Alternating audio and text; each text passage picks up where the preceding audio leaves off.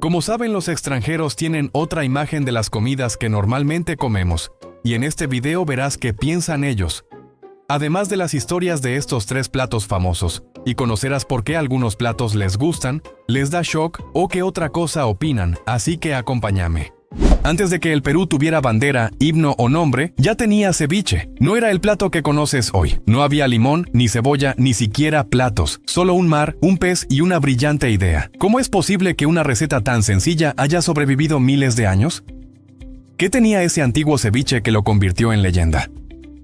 ¿Y cómo pasó de ser un plato callejero a símbolo nacional, servido en mesas de todo el mundo? Lo que hoy llamamos ceviche empezó como una forma ancestral de entender el mundo. No nació en una cocina elegante, sino en la arena, junto al mar, entre manos que sabían escuchar a la naturaleza. La acidez de una fruta local, el calor del ají, el frescor del pescado recién atrapado, y una intuición que cambiaría la historia de la gastronomía. Este video no es solo una receta con historia, es una historia que se cocina sin fuego, pero con memoria. Te voy a contar cómo el ceviche se transformó, se reinventó, y cómo cada región del Perú le dio su toque único. Prepárate, porque lo que viene no es solo cocina, es identidad, es cultura y es puro sabor peruano. 1. El ceviche precolombino. Para encontrar el primer ceviche tenemos que retroceder casi 2000 años. Mucho antes de que se usara limón o cebolla, ya existía una preparación mágica en la costa norte del Perú. La civilización mochica, entre redes, canales y templos frente al mar, fue la primera en entender que el pescado crudo podía cocinarse sin fuego. Ellos no tenían hornos ni sartenes, pero sí un profundo respeto por el mar y un conocimiento impresionante de los frutos que les daba la tierra. Descubrieron que el tumbo, una fruta ácida parecida al maracuyá, podía transformar el pescado, lo volvía más digerible, lo preservaba por algunas horas y lo llenaba de sabor. El ají mochero, pequeño, picante y aún cultivado en Lambayeque, completaba la alquimia. Con solo esos tres ingredientes, pescado fresco, jugo de tumbo y ají, nació una de las primeras formas reconocibles del ceviche. No era elegante, era brutal, ancestral, auténtico. Cuando los mochicas desaparecen, otras culturas como los chimú y los incas adoptan y adaptan esta forma de preparación. En las alturas, los incas usaban sal y sol para conservar pescado seco, llamado jayu, pero en la costa seguía viva la tradición del marinado ácido. Crónicas posteriores mencionan prácticas similares en Piura, Trujillo y Lambayeque, sin nombres ni recetas exactas pero con una idea clara. El ceviche no fue una moda, fue una necesidad que se convirtió en arte. Y lo más importante, no era un plato reservado para élites. Era alimento cotidiano, un legado prehispánico que sobrevivió sin cocina, pero con pura inteligencia. 2. El mestizaje culinario y la llegada del limón. Todo cambiaría en 1532. Con la llegada de los conquistadores españoles, trajeron nuevos ingredientes, nuevas técnicas y una forma completamente distinta de entender la cocina. Entre esos ingredientes venía uno que cambiaría para siempre el ceviche, el limón sutil. Aunque este limón no es originario del Perú, encontró su paraíso en la costa norte, especialmente en Piura y Tumbes. Su acidez era más intensa y estable que la del tumbo, y su efecto sobre el pescado era inmediato. Lo cocinaba más rápido, más parejo, más seguro. Con el limón vino también la cebolla morada, probablemente traída desde Asia Occidental. No solo aportaba un sabor potente y una textura crocante, sino que ayudaba a matar bacterias gracias a sus compuestos de azufre. Así, el ceviche comenzó a convertirse en una fórmula ganadora, ácido, picante, fresco y ahora también más seguro de consumir. A esta mezcla se le sumaron otros ingredientes del huerto europeo como el cilantro, y se complementó con productos nativos como el camote y el maíz. El camote, con su dulzor, equilibraba el picor del ají. El maíz, grande y crocante, agregaba volumen, color y textura. Así, la receta ancestral de los mochicas se fundía con la influencia europea, dando origen a una preparación mestiza, adaptada al nuevo mundo que nacía. Cada ingrediente contaba una historia de intercambio, de resistencia, de fusión. El ceviche ya no era solo una forma de conservar alimentos, se estaba transformando en un lenguaje culinario, un símbolo comestible del mestizaje que definió al Perú. Tercero, el ceviche criollo y popular. Durante los siglos XVIII y XIX, el ceviche se fue consolidando en las ciudades costeras del Perú, especialmente en Lima, pero no era un plato de restaurantes ni de casas elegantes. Era una comida callejera, rápida y poderosa. Se preparaba en minutos, se vendía en mercados, en esquinas, en carretillas y se comía de pie. Las recetas comenzaban a estandarizarse. El ceviche de pescado blanco, como corvina, lenguado o bonito, se volvía el más común. Se marinaba en jugo de limón, con sal, ají limo y cebolla morada. A veces con lechuga, maíz cocido o tostado, camote y hasta yuca. El ceviche ya tenía rostro y sobre todo alma limeña. La maceración en esa época duraba horas, a veces 4 o 5. El pescado reposaba, absorbía el jugo y adquiría una textura más cercana a un escabeche frío que al ceviche fresco de hoy. Esta técnica respondía tanto a una lógica sanitaria como a una tradición gustativa heredada. En documentos coloniales del siglo XVII y XIX, aparecen menciones al pescado en limón servido en ferias, mercados y celebraciones populares. La palabra ceviche aparece escrita con S, C o V, sin reglas fijas, pero con una presencia que ya era constante. El ceviche era popular, pero no común. Tenía carácter, identidad, personalidad. Representaba lo que comía el pueblo, pescadores, obreros, comerciantes. Era el desayuno de los sábados, el remedio contra la resaca, el alimento del alma para muchos. En esa etapa, el ceviche ya era parte de la cultura urbana. No necesitaba presentación, solo una cuchara y apetito. Cuarto, el ceviche moderno y gourmet. Durante el siglo XX, el ceviche no solo sobrevivió, evolucionó. Gracias a los avances en microbiología y seguridad alimentaria, los tiempos de maceración se redujeron drásticamente. Se entendió que el limón no solo cocinaba, también descomponía, y que el sabor más puro y vibrante del ceviche se encontraba en su inmediatez: cortar, mezclar y servir. Esta revolución técnica se convirtió también en una revolución estética. Chefs peruanos comenzaron a refinar el ceviche, a presentarlo con precisión, a explorar nuevos ingredientes y a reinventarlo sin perder su esencia.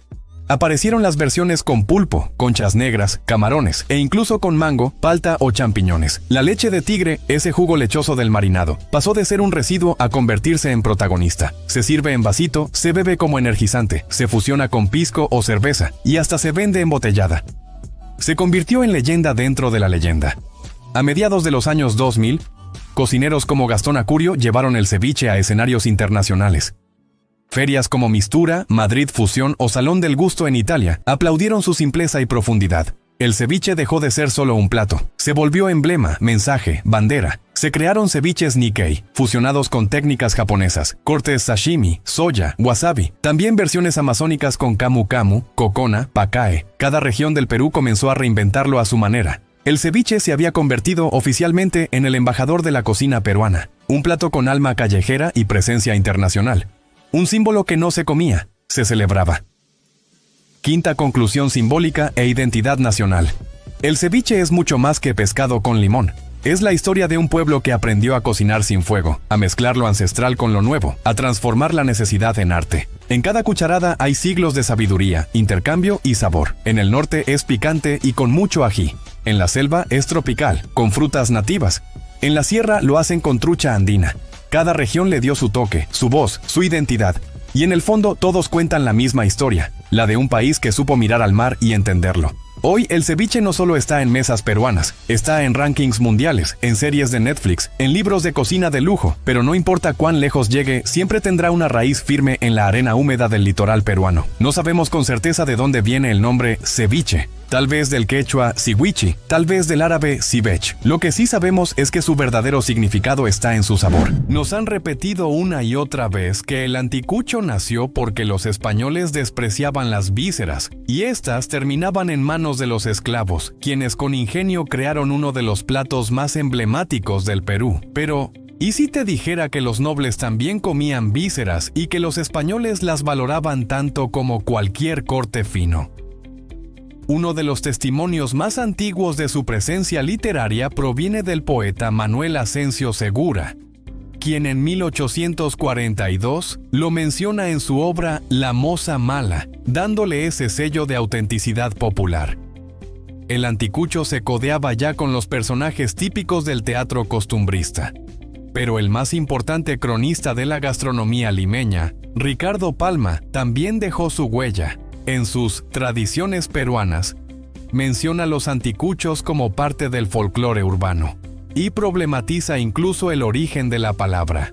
Según Palma, el término anticucho podría venir de voces quechuas o aymaras como anti, oriente o Andes, y cuchu, corte, lo que sugiere corte andino.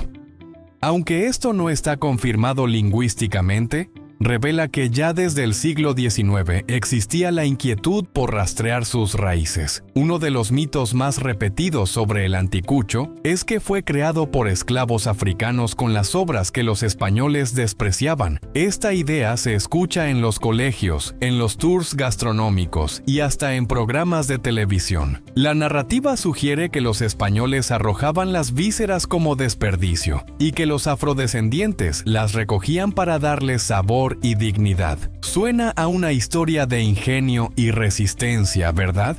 Pero la realidad es un poco más compleja y más interesante. En primer lugar, los registros históricos desmienten esa idea de que las vísceras eran comida de descarte. En la España del siglo XVI, las vísceras eran altamente valoradas.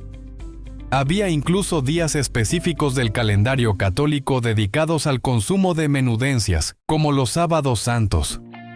Recetarios como el de Francisco Martínez Montiño, cocinero del rey Felipe III, ya incluían platos con hígado, pulmón, corazón y lengua. La nobleza comía vísceras, las clases populares también. No era un desecho, era una delicia. Lo mismo pasaba en muchas culturas europeas de la época. Así que no, los españoles no despreciaban esas partes del animal.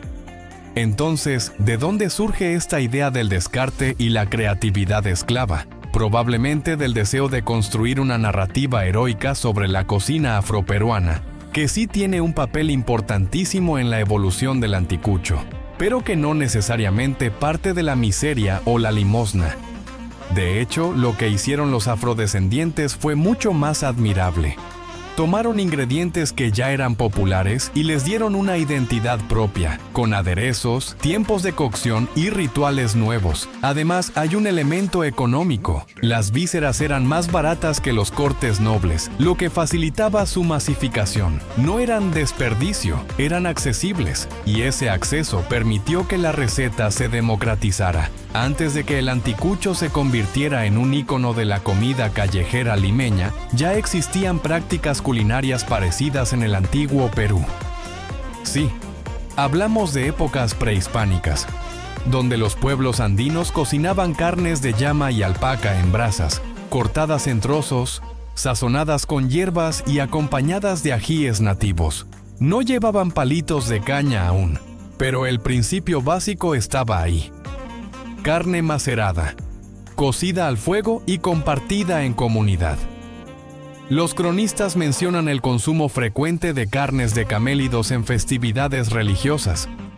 Pero el salto más importante ocurre con la llegada de los esclavos africanos durante el virreinato. Ellos no solo trajeron su fuerza de trabajo, sino también sus costumbres alimentarias, sus técnicas y sus sabores. Y entre esos aportes, el sazón. El uso de ajos, vinagre, cominos y ajíes para macerar carnes se relaciona directamente con las prácticas africanas de aderezo y conservación. Se convirtieron en los primeros anticucheros formales, llevando su sazón a las calles, primero en las afueras de las iglesias durante procesiones y luego en mercados, plazas y esquinas. Ahí nació el ritual del anticucho, el humo que llama, el sonido de la carne chisporroteando, el aroma del aderezo, la espera con la chicha morada en mano, y por si fuera poco, también aportaron a la narrativa del plato. La oralidad afroperuana llenó de historias, canciones y apodos a los anticuchos. Se convirtieron en parte de la identidad criolla, no solo por el sabor, sino por lo que evocaban: hogar, fiesta, calor humano. Cuando los españoles llegaron al continente americano, no solo trajeron armas, religión y costumbres, también trajeron su cocina, y en ella las vísceras no eran rarezas, sino ingredientes comunes. Desde el siglo VIII, con la influencia árabe en la península ibérica, se desarrollaron técnicas muy sofisticadas de conservación y cocción de menudencias. Esa herencia gastronómica también cruzó el Atlántico. Uno de los platos que más se asemeja al anticucho en la tradición árabe española es el pincho moruno, trozos de carne adobada en especias, ensartados en palillos y cocidos al carbón. Su preparación no solo era práctica, especialmente en contextos donde no se usaban cubiertos, sino también cargada de sabor. El palillo no era solo una herramienta de cocina, era parte del ritual de comer con las manos, de forma directa y comunitaria. En Lima virreinal, ese gesto de ensartar carne y ponerla al fuego tomó un nuevo aire. Los palitos de caña reemplazaron a las varillas metálicas. Los condimentos se mezclaron con ingredientes locales como el ají panca, y los sabores comenzaron a transformarse. Así, lo que pudo haber sido un pincho de cordero en Andalucía terminó convirtiéndose en un anticucho de corazón en Lima. Hoy en día, preparar un anticucho en el Perú es casi un ritual. Aunque las recetas pueden variar ligeramente de familia en familia, los elementos esenciales se mantienen. El corazón de res sigue siendo el protagonista indiscutible. Firme, carnoso, sabroso y con la textura ideal para resistir el fuego sin deshacerse. El proceso comienza con una buena limpieza del corazón. Se eliminan nervios y grasa excesiva, y se corta en trozos medianos, ni tan grandes que queden crudos, ni tan pequeños que se sequen rápido. Luego viene el alma del anticucho, el aderezo. La marinada tradicional lleva ají panca molido, ajo picado o molido, comino, sal, pimienta, orégano, vinagre rojo y un buen chorro de aceite. Algunos le agregan un toque de cerveza negra o chicha de jora para acentuar el sabor. Este aderezo debe penetrar en la carne por al menos 6 horas, aunque lo ideal es dejarlo toda una noche. El acompañamiento clásico es innegociable. Papa sancochada, choclo, una buena salsa de ají verde y, para los conocedores, su choncholí al costado. Todo servido caliente y envuelto en un olor irresistible que convierte a cualquier comensal en creyente. Cuando comemos anticucho, estamos reconociendo una herencia que ha sobrevivido a la colonia, a la discriminación, a los prejuicios. Estamos celebrando lo popular, lo mestizo, lo que muchas veces se ignoró, pero que siempre estuvo ahí. Firme, sabroso, real. Así que la próxima vez que te sirvan un anticucho, no lo veas solo como una delicia callejera. Es una joya cultural, un monumento al sabor. El corazón del Perú servido caliente. ¿Sabías que un simple caldo, preparado con ingredientes comunes, ha sido considerado uno de los remedios más efectivos y populares para recuperarse de una mala noche o de un malestar? El caldo de gallina, una receta sencilla pero deliciosa, ha llegado a ser considerado en Perú el levantamuertos por excelencia, y es uno de los platillos más tradicionales que ocupa un lugar especial en la mesa peruana. Pero, ¿cómo un caldo tan humilde se convirtió en un verdadero emblema de la cultura culinaria del Perú? ¿Qué lo hace tan especial para los peruanos? A través de su historia, descubrimos cómo este caldo pasó de ser un simple remedio casero a un ícono gastronómico que no solo reconforta el cuerpo, sino también el alma. La historia del caldo de gallina tiene sus raíces en la cultura prehispánica de Perú, donde los ingredientes locales como el pollo, el maíz, las hierbas y los tubérculos eran básicos en la dieta diaria. Durante la época de los incas, las gallinas no formaban parte de la dieta regular, ya que este animal fue introducido por los conquistadores españoles en el siglo XVI. Sin embargo, el caldo hecho con gallina o pollo se fue popularizando entre las clases bajas del Perú durante la colonia y en los primeros años de la República. Los españoles trajeron consigo no solo a las gallinas, sino también el hábito de consumir caldos nutritivos, que comenzaron a fusionarse con las tradiciones culinarias autóctonas. En el Perú precolombino, las sopas y caldos eran consumidos en rituales y festividades, con ingredientes como el maíz y las hierbas locales. Con la llegada de los colonizadores, y más tarde, la influencia africana y asiática, el caldo de gallina fue tomando forma, incorporando nuevos ingredientes que se sumaron a las recetas tradicionales. Este caldo, que al principio era preparado por las clases humildes, pasó a ser una comida común en todos los hogares peruanos, desde las familias de las zonas rurales hasta las de la ciudad. El caldo de gallina, conocido por su capacidad para revitalizar y reconfortar, rápidamente se ganó el sobrenombre de levantamuertos en Perú, debido a su popularidad como un remedio natural para recuperar fuerzas, especialmente después de largas noches de fiesta o cuando alguien se sentía débil o enfermo. Esta fama no solo proviene de su sabor, sino de su capacidad para nutrir el cuerpo de manera efectiva. Se creía que, gracias a su caldo denso, la gallina y sus ingredientes, como el ajo, el ají amarillo, el culantro y el comino, poseían propiedades curativas que ayudaban a sanar tanto el cuerpo como el espíritu. El caldo de gallina no solo es un remedio para el cuerpo, sino también para el alma. En muchas casas peruanas, es común preparar este caldo para los amigos o familiares que necesitan levantarse tras un día agotador o un malestar. Se dice que el calor del caldo y sus ingredientes frescos son lo suficientemente poderosos como para devolver la energía y la vitalidad en un abrir y cerrar de ojos. No hay mejor forma de decir te cuido que con un plato de caldo de gallina bien servido. En la actualidad, el caldo de gallina sigue siendo una comida clásica en la gastronomía peruana, pero ha dejado de ser solo un remedio para convertirse en un plato indispensable en el repertorio de la cocina tradicional del país. En las taquerías, en los mercados y en los restaurantes de todo el Perú, el caldo de gallina sigue siendo una de las opciones más solicitadas por los comensales. El caldo es especialmente popular los fines de semana, cuando las familias se reúnen para disfrutar de una comida reconfortante. El caldo de gallina es tan importante para la identidad gastronómica peruana que ha sido incorporado en el circuito gastronómico internacional, en donde la cocina peruana se ha ganado una creciente popularidad en las últimas décadas. Con el auge de la cocina de fusión y la expansión de la comida peruana por todo el mundo, el caldo de gallina se ha visto reinterpretado en versiones gourmet, pero su esencia sigue intacta: un caldo con pollo, verduras y ese sabor que tanto reconforta. El caldo de gallina es también un emblema de la cultura popular peruana. La comida en Perú no solo se disfruta en los hogares, sino que también es una forma de vivir la tradición. En los mercados de todo el país, se venden versiones caseras de caldo de gallina que se sirven en tazones humeantes, acompañados con arroz y papa sancochada. La presencia de este plato en los mercados refleja su conexión con la cultura de la comida callejera, una característica que la cocina peruana ha sabido incorporar a su idiosincrasia. El caldo de gallina también tiene un lugar especial en los eventos de gran escala, como en las fiestas patronales o celebraciones de barrio, donde este plato tradicional es preparado en grandes cantidades y compartido entre los asistentes. Es un símbolo de unidad y hermandad, y sigue siendo un plato que invita a compartir, a disfrutar de los momentos con familia y amigos. Con el tiempo, la cocina peruana ha visto un resurgimiento en la apreciación de sus ingredientes y técnicas tradicionales. Los chefs modernos están redescubriendo el caldo de gallina y elevándolo a nuevas alturas, utilizando ingredientes orgánicos, criados libremente, y técnicas culinarias avanzadas que respetan la tradición. Por ejemplo, algunos chefs utilizan gallinas de corral y caldos de huesos hechos a fuego lento durante varias horas para extraer los nutrientes esenciales, lo que da como resultado un caldo más sabroso y saludable.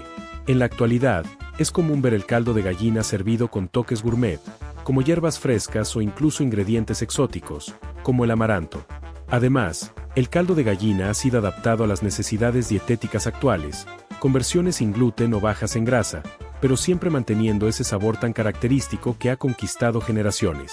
El caldo de gallina sigue siendo un fiel reflejo de la hospitalidad y calidez de la cultura peruana. Más que un plato para comer, es un gesto de cariño, cuidado y unión. Cada cucharada de este caldo humeante, con su sabor único y reconfortante, no solo nutre el cuerpo, sino también el alma, brindando consuelo y bienestar en cualquier momento de la vida. En muchas casas peruanas, el caldo de gallina no solo es un platillo que se sirve en la mesa, sino también un ritual familiar.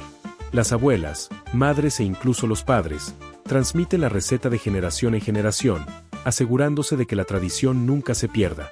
En algunas familias, es común que el caldo de gallina se prepare de forma especial, con un toque secreto que solo ellos conocen, un ingrediente o una técnica de cocción que lo hace único. Estos pequeños secretos familiares no solo añaden sabor, sino también un valor sentimental al plato, que se convierte en una forma de preservar la memoria de los ancestros y honrar las tradiciones culinarias que se han transmitido a lo largo del tiempo. Para muchos peruanos, preparar caldo de gallina es una forma de conectarse con sus raíces y con la historia de su país. La receta, con sus ingredientes locales y sus sabores reconfortantes, refleja la resiliencia y la sabiduría popular que ha marcado la vida en Perú a lo largo de los siglos. En las grandes celebraciones familiares, es común que el caldo de gallina ocupe el lugar de honor en la mesa, simbolizando no solo un alimento sustancioso, sino también el lazo que une a todos los miembros de la familia. Aunque es un plato que puede ser disfrutado en cualquier momento del día, el caldo de gallina tiene una conexión especial con la recuperación. Desde tiempos inmemoriales, este caldo ha sido considerado un remedio tradicional para aquellos que atraviesan enfermedades o malestares, especialmente para quienes están debilitados por una fiebre o una resaca después de una fiesta. Es común que las madres y abuelas preparen este caldo con la firme creencia de que tiene propiedades curativas que restauran la salud y la energía. La combinación de la gallina, que es rica en proteínas y nutrientes, el calor del caldo y las especias como el ají amarillo y el culantro se convierten en una fórmula perfecta para revitalizar al cuerpo. El caldo de gallina también se ha convertido en un símbolo de hospitalidad y cuidado. Es una receta que refleja el amor y el esfuerzo con que los peruanos cuidan a sus seres queridos. En muchos hogares, cuando alguien está enfermo o necesita reponerse de un día agotador, un buen caldo de gallina casero es la solución ideal. Este plato reconfortante va más allá de la comida. Es un gesto de cariño y de solidaridad, mostrando cómo la comida en Perú no solo satisface el hambre, sino que también nutre el alma. A medida que la cocina peruana ha ganado terreno a nivel global, el caldo de gallina ha seguido el mismo camino, convirtiéndose en un símbolo internacional de la gastronomía peruana. En países como Estados Unidos, México y España, los restaurantes de comida peruana han incluido el caldo de gallina en sus menús como uno de los platillos más representativos de la tradición culinaria del Perú. Este plato se ha ganado la preferencia de muchos amantes de la comida por su sabor único, su capacidad de reconfortar y su autenticidad.